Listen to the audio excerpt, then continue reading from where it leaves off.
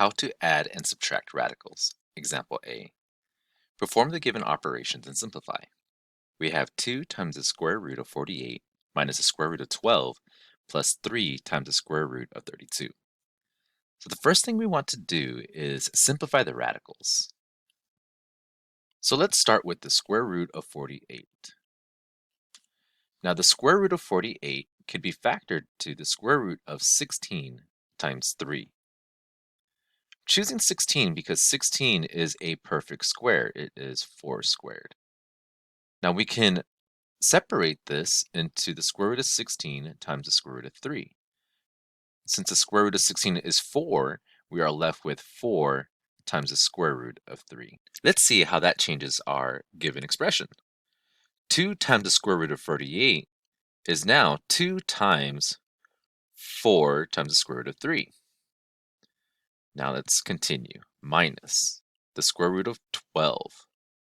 Well, the square root of 12 could be factored to the square root of 4 times 3. Once again, we want to think about perfect squares. 4 is a perfect square. It is 2 squared. So that it'll simplify the radical a little easier. We now have the square root of 4 times the square root of 3, and the square root of 4 is 2. So 2 times the square root of 3 is what is left over. Back to our expression, we now have minus 2 times the square root of 3.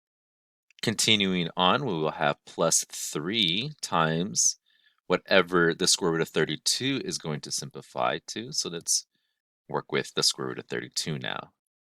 The square root of 32, well, that could be simplified to the square root of 16 times 2.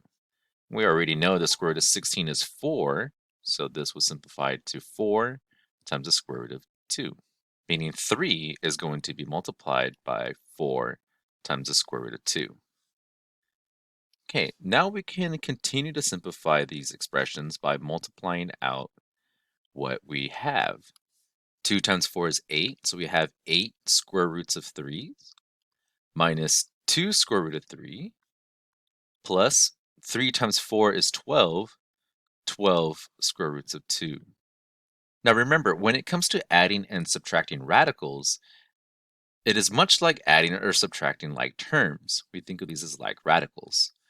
Since we have 8 square root of 3's and 2 square root of 3's, we can combine these by performing the operation between them.